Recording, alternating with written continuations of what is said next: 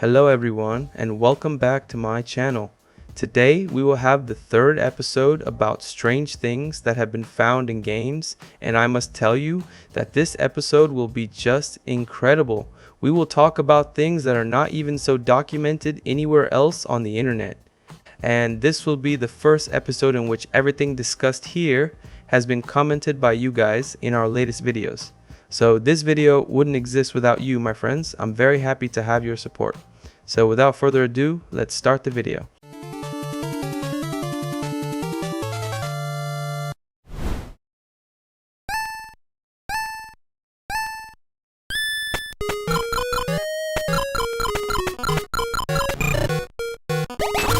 Have you ever heard about Pokemon? I don't even need to mention its importance, not only in the gaming market, but in pop culture in general. Anyone born in the 90s or 2000s saw what was called the Pokemon fever. And it all started in 1996 when the games Pokemon Blue and Pokemon Red were released.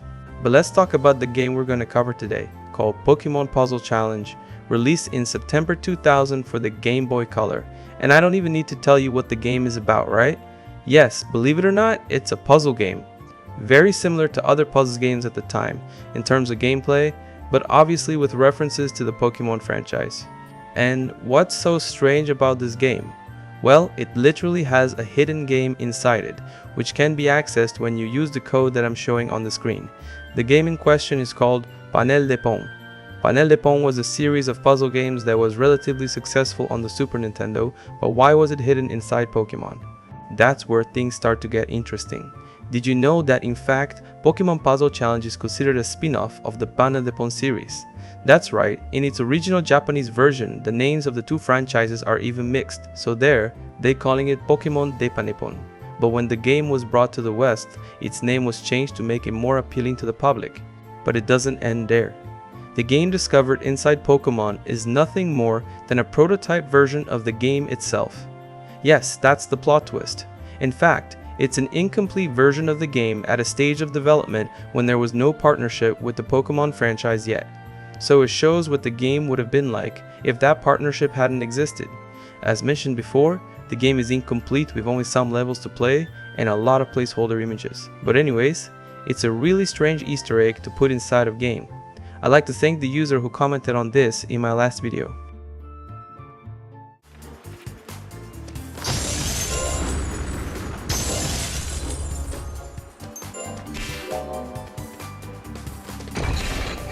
Spyro: A Hero's Tale is a video game that was released in 2004 for the PlayStation 2, GameCube, and Xbox. It was developed by Eurocom and published by Vivendi Universal Games. This is a game that really blew me away at the time, even though I've never actually played it, even to this day. But when I was a kid, I used to play Crash to Insanity a lot, and I remember seeing the trailer for this game inside Crash a bunch of times and thinking it would be really cool.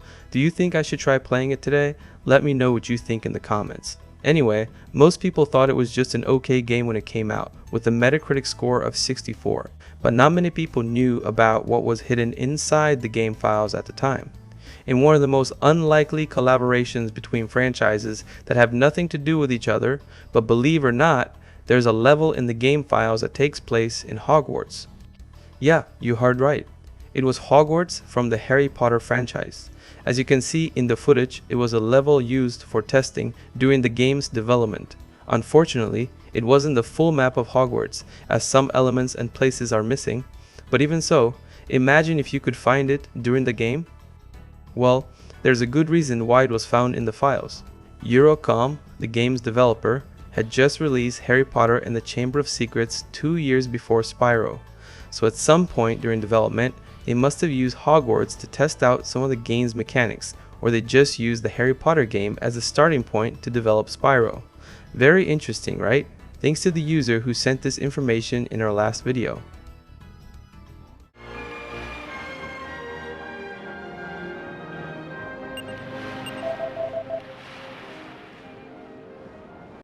Dragon Quest V. Hand of the Heavenly Bride was a game in the Dragon Quest franchise. Initially released for Super Nintendo in 1992, published at the time by Enix, which years later would become Square Enix as we know it today. But we're not going to talk about the version released for Super Nintendo, but rather the remake released in 2004 for PlayStation 2, which unfortunately was only released in Japan. It is still considered one of the best in the franchise and was well received by critics. Before I talk about what was found inside it, I must say that this is not something well documented on the internet, and it is very difficult to find information about it anywhere. But yeah, what I'm going to talk about here is real, and I verified it by myself. Let's talk about another dummy file found in the game disk files. If you check the disk, you will find a file called zdata. In fact, this file is a compressed file, so when you change the extension to .zip and unzip it, you will find several files and executables from 1999 in it. Here is where everything starts to get really strange. These files refer to an old OS for PCs, the Windows NT, probably in version 4.0. And there are executables between the files in this folder that can still be run even today.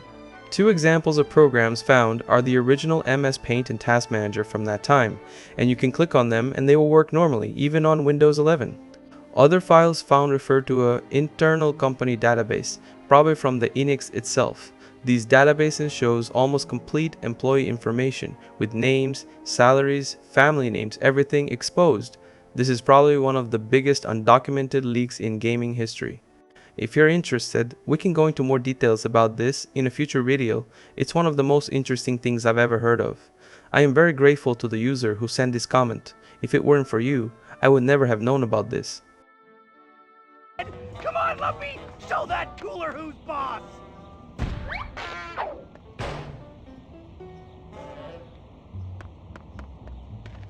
Now, we're going to talk about a cartoon that was very famous in the early 2000s on Cartoon Network called Ed, Edd and Eddy. Well, if you were born in the 90s or early 2000s, you probably already know about it. It's about three friends who go on various adventures in the search of caramel candies. So, like any good cartoon from the 2000s, it obviously had a licensed game, Ed, Edd and Eddy. The Misadventures was released in September 2005 for various consoles including PlayStation 2, Xbox and GameCube, and like most licensed games of that era, it was pretty mediocre with a score of only 56 on Metacritic, but I'm sure that many of you watching this video must have enjoyed playing it when you were a kid. Just admit it, we all have that bad game that we used to play a lot back in the day, thinking it was the best game ever. Anyway, this is another case of a dummy file found inside the game files. If you search through the game files, you will find a file called dummy.dat. So if you change the extension to zip and unzip it, you will find files from a PS2 game. What game is this? Well, have you heard of the game The Suffering? It is a mature first-person shooter horror game, also released for the 6th generation consoles at the time. It was a game that was actually well reviewed at the time and is considered something of a cult classic of its generation. So imagine when they discovered that the secret file is actually a prototype for The Suffering in a kid's game. Well, this game isn't exactly bootable, it just has the folder list and some random files from that prototype, so unfortunately it's not playable. But the prototype is dated October 2002, more than a year before the game was released, in March 2004. It would be the oldest known version of the original game. Even this day, it has not been discovered how to run it. But imagine if you could play it, if there was some code that would unlock it. Probably the ESRB wouldn't be happy, but it would be very interesting to find. Once again, I thank the user who sent this curiosity in the comments of the last video. But what have you been doing all this time? What happened to your mission to exterminate the humans here? Hey, I don't know who you think you are. This anime also needs no introduction, having been hugely successful around the world. I'm talking about Dragon Ball, an anime that, even though it was released in the 1980s, is still very popular today, and in gaming, it's no different. Dragon Ball is a franchise that has had several games released, from Famicom to the PlayStation 5, but it probably reached its peak of popularity in the 6th generation of games, especially with the release of the Dragon Ball Budokai Tenkaichi trilogy, developed by Spike and published by Bandai Namco. These were fighting games with fast-paced action and beautiful graphics for that time. The last game in the trilogy was released in 2007 for PlayStation 2 and Wii. Well, there was never a Dragon Ball Budokai Tenkaichi 4, but there was kind of a spiritual successor. Dragon Ball Raging Blast, released in 2009 for PS3 and Xbox 360, developed by Spike The game brought the fighting style to open 3D arenas and was released only for the 7th generation of consoles, which allowed for significant improvements in graphics and a huge increase in destructible objects in the environment. Well, if it's on the list, you know there's something strange about it, right? Inside the game files, you can find a file called bin.data, and guess what? If you change the extension to .zip, you'll find another dummy file. In this case, you will find a beta build of none other than Dragon Ball Budokai Tenkaichi 3. This build of the game is from its PlayStation 2 version and is dated July 2007, about a month before the Japanese version released. This build is not that old compared to the final release, but as it was a preview build of the game, it has several elements that are still placeholders or features that are locked due to preview restrictions of the game. For example, in this version, it is only possible to play the Versus mode. Another interesting thing is that this version has no pre-intro video, so when you run the game, it goes straight to the home screen. Unfortunately, it is very difficult to know exactly what changes from this version to the final version, but in any case, it is a very interesting find, especially being a PS2 game inside a PS3 game. Once again, I would like to thank the user who sent this information on the comments of our last video.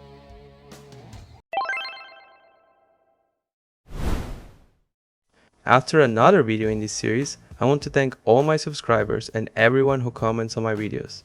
I know I say this in every video, but I'm really happy with the reception I've had here, and I hope you continue to enjoy my upcoming videos as well. That's it. I hope you enjoyed this video. Don't forget to leave a like and subscribe to my channel. Thanks for watching. See you in the next video.